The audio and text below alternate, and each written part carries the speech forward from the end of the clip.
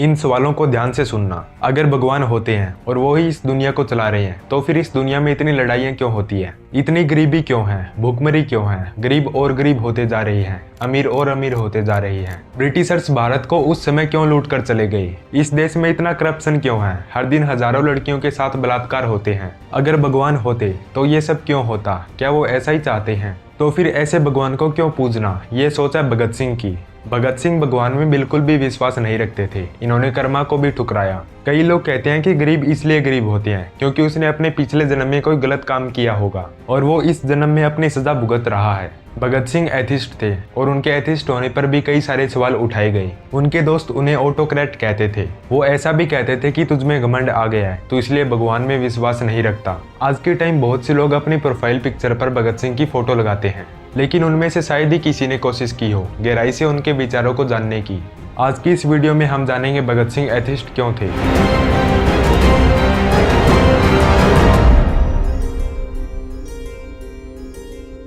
जय श्री राम दोस्तों।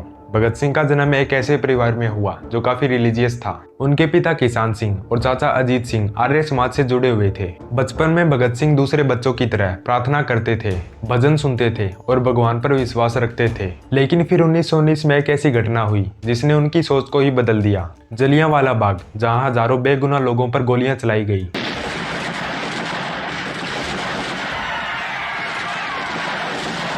इस घटना ने भगत सिंह के मन में एक बड़ा सवाल पैदा किया। अगर भगवान सच में है तो इतने बेगुनाह लोगों की जान क्यों नहीं बचाई? जैसे जैसे भगत सिंह बड़े होते गए वैसे वैसे उनकी सोच भी बदलती गई। उन्होंने सिर्फ क्रांति करने का ही नहीं बल्कि दुनिया को समझाने का भी फैसला किया और इसके लिए उन्होंने अपना सबसे बड़ा हथियार चुना, किताबें। भगत सिंह को पढ़ने का इतना शौक था कि वो जहां भी रहते अपने साथ किताबें जरूर रखते थे। उन्होंने दुनिया भर के बड़े बड़े थिंकर्स को पढ़ा, जैसे कार्ल मार्क्स, व्लादिमीर और लेनिन। इन किताबों ने उनकी सोच पर गहरा असर डाला। इन सब किताबों का एक ही मैसेज था, हर बात को बिना सोचे मानने की बजाय उस पर सवाल करो और फिर लॉजिक से समझो। और इन्हीं किताबों ने भगत सिंह की सोच को धीरे धीरे बदल दिया। उनके मन में एक सवाल हमेशा उठता था, अगर भगवान सबसे शक्तिशाली है तो उन्होंने गरीबी क्यों बनाई, क्यों लोगों को इतना दुख दिया, क्यों एक देश दूसरे देश को गुलाम बनाता है, और सबसे बड़ा सवाल, क्यों अंग्रेजों ने भारत पर राज किया। साल 1930 भगत सिंह लाहौर सेंट्रल जेल में बंद थे। यह वही वक्त था जब उनकी सोच और ज्यादा मजबूत हुई और तब इन्होंने किताबें लिखना शुरू कर दिया। अपनी सोच को बदलने के लिए जेल में इन्होंने किताबें पढ़ना शुरू कर दिया और यहाँ तक कि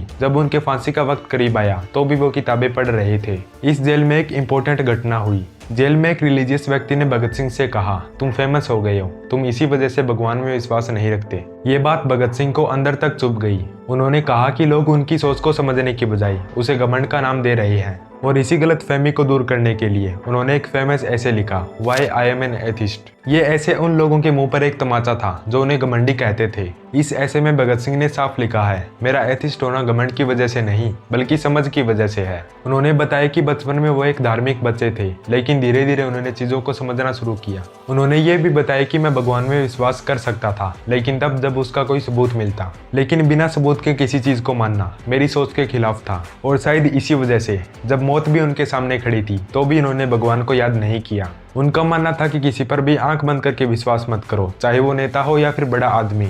आज के टाइम अगर तुम बीजेपी का साथ दे रहे हो तो तुम बीजेपी के चाटुकर्ता हो गए, अगर कांग्रेस का साथ दे रहे हो तो तुम हिंदू विरोधी हो गए। इसी वजह से वो किसी धर्म में विश्वास नहीं रखते थे, वो बस एक ही धर्म मानते थे, इंसानियत का। भगत सिंह का मानना था कि इंसान को अपनी किस्मत खुद लिखनी चाहिए, ना कि भगवान के भरोसे बैठा रहे। अगर हम चीजें भगवान के भरोसे छोड़ देंगे तो हम खुद मेहनत करना भूल जाएंगे। वो चाहते थे कि हर नया क्रांतिकारी किसी बात को मानने से पहले उस पर विचार करे और फिर ही डिसीजन ले। ऐसे ही अगर आपको डॉक्टर भीमराव अंबेडकर के बारे में जानना है तो ये वाली वीडियो देख सकते हो।